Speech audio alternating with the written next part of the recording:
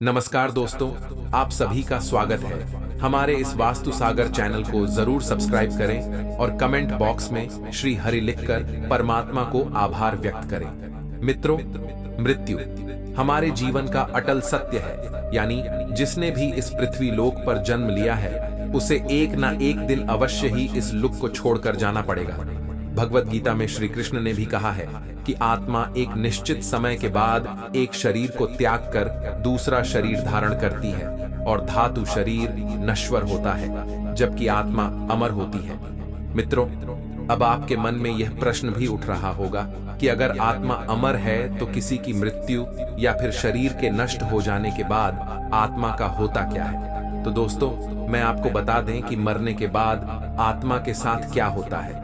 इसका वर्णन हिंदुओं के पवित्र पुराणों में से एक गरुड़ पुराण में मिलता है, जिसमें यह भी बताया गया है कि मृत्यु के कितने दिनों बाद आत्मा यमलोक पहुंचती है और रास्ते में उसे किस तरह की यात्राओं का सामना करना पड़ा।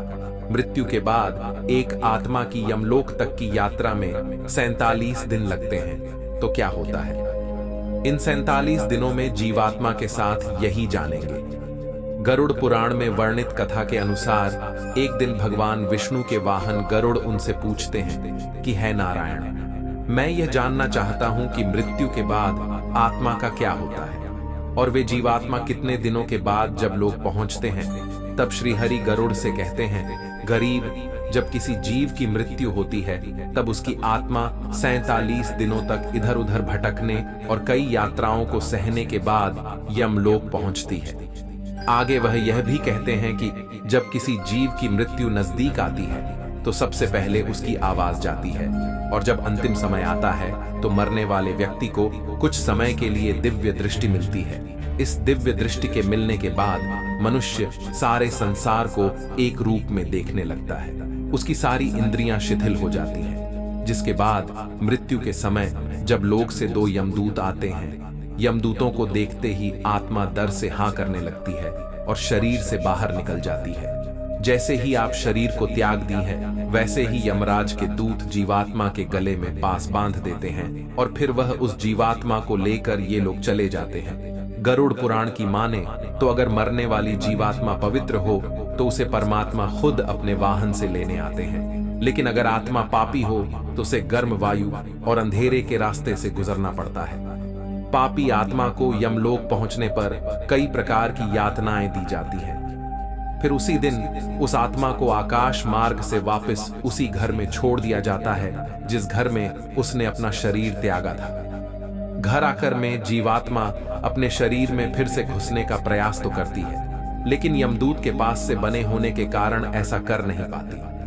आत्मा न चाहते हुए भी अपनी अंतिम रस्मों को होते हुए अपनी आंखों से देखती है, यानी कि 12 दिनों तक आत्मा अपनों के बीच ही रहती है।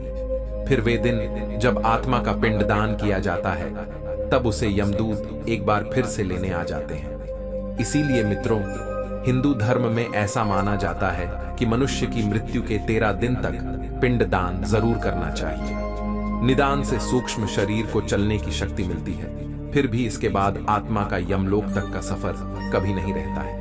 इसके बाद शुरू होती है वैतरणी नदी को पार करने की यात्रा। अगर मनुष्य ने जीते जी गौदान किया होगा तो उसी गाय की पूंछ पकड़कर वह वैतरणी नदी पार करता है, अन्यथा इस नदी को पार करते समय भी पाप जीवात्मा को कई यातनाओं से होकर गुजरना पड़ता है। गरुड़ पुराण में वैतरणी नदी को गंगा नदी का रौद्र रूप कहा गया है। इस नदी से हमेशा आग की लपटें निकलती रहती हैं, जिस कारणवश यह देखने में लाल प्रतीत होती है। इस नदी से गुजरते समय जीवात्मा तो कई खतरनाक जीविका गई सहना पड़ता है। इससे गुजरते समय आत्मा को ऐसा महसूस होता है मानो जैसे कि कोई उसे इसीलिए माना जा रहा है। नदी पार करते समय उसे पीठ से होकर गुजरना पड़ता है। इस तरह पापी जीवात्मा को इसमें भी को पार करने में 34 दिन का समय और लगता है, जिसके बाद जीवात्मा यमदूतों के साथ यमलोक पहुंचा दी है। इसीलिए मित्रों, अगर आप मृत्यु के पश्चात इस तरह के कष्टों को नहीं भोगना चाहते तो अपने जीवन काल में अच्छे कर्म करें, भगवान की पूजा पाठ जरूर करें। दोस्तों, आपको हमारी वीडियो कैसी लगी कमेंट बॉक्स में जरूर बताएं और हमारे वास्तु सागर चैनल को जरूर सब्सक्राइब करें।